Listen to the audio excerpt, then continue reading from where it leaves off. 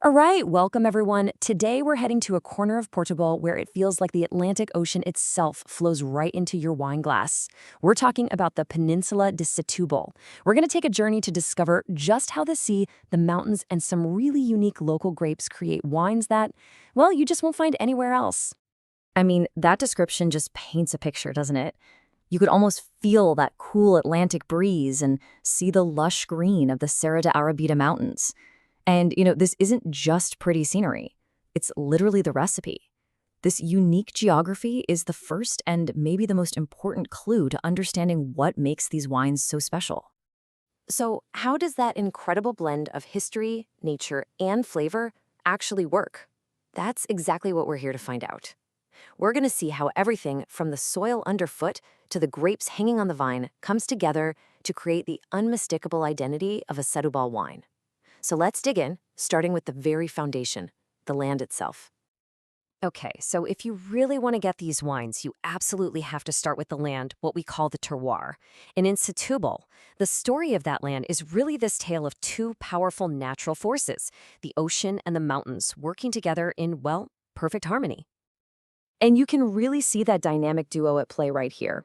On one side, you've got the Atlantic. It's bringing in these cool breezes and a bit of humidity, which gives the wines this amazing freshness and a signature minerality. Then, on the other side, the Serra da Arabida Mountains act like a giant natural shield. They block the harsh winds and create these perfect little pockets, microclimates, where the vines can just thrive. It's this beautiful, natural balance that really sets the stage for everything that follows. Now, if we dig a little deeper, literally, we get to the next layer of complexity, the soil. And it's not all the same, not by a long shot. Closer to the coast, you find sandy soils, the arenosos.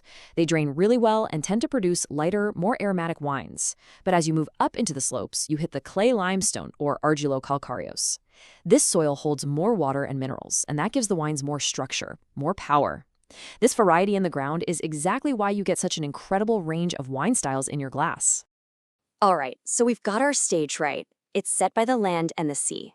Now, it's time to meet the real stars of the show, the grape varieties that are truly the heart and soul of Setúbal's wines. First up, let's talk about the king of reds here, Castellan. This is the region's signature grape, no doubt about it. It has this wonderful kind of rustic elegance. Think flavors of fresh cherry and plum when it's young, but give it some time and it develops this amazing earthy, leathery complexity. This is a grape that has a real story to tell over time. And hey, if Castellano is the king, then Moscatel de Setúbal is without a doubt the region's golden jewel. This grape is world famous, and for good reason. It's behind the legendary fortified sweet wines that share its name. They are unbelievably aromatic. I mean, just imagine these incredible notes of dried apricots, rich honey, and orange blossom, all with this beautiful sweetness. And the best part? They can age for decades, just getting more and more complex.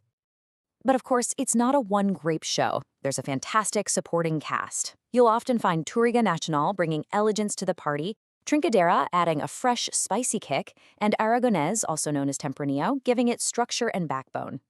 Blending these allows winemakers to create reds with some serious depth and balance. Then on the white side, Fernão Pies is the aromatic star just bursting with citrus and floral notes. It's often backed up by Arinto, which is so crucial because it brings that high acidity. It gives the white wines a crisp, fresh, mineral finish. So, you've got all these amazing grapes. What happens when they finally make it into the bottle? Okay, so we've talked about the land, we've talked about the grapes. Now let's get to the really fun part. What does it all taste like? What should you actually expect when you pour a glass of wine from the Peninsula de Setúbal? Well, as you can see here, this region is anything but a one-trick pony. It produces an absolutely incredible range of styles. You're going to find everything from those structured, age-worthy reds we talked about, to crisp, refreshing whites, light and breezy rosés, perfect for a sunny day, and of course, those complex, world-class fortified wines. Seriously, there's a bottle here for pretty much any occasion you can think of. And this right here is where the magic really happens, pairing these wines with the local food. Just imagine sipping a crisp white wine with some fresh grilled fish right off the boat, or a bold, full-bodied red that just cuts through the richness of grilled meats and sausages. The classic local pairing, though, is a structured red with the creamy, tangy Queijo de Azeitão cheese. It is an absolutely unforgettable experience.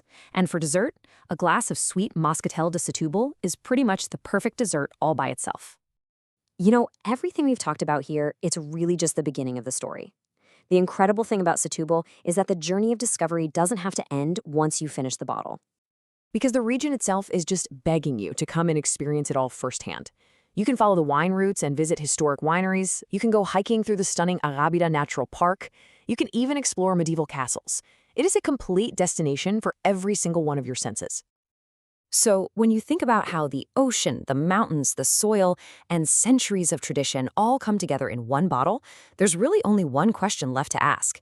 Are you ready to discover that Atlantic soul for yourself? Cheers!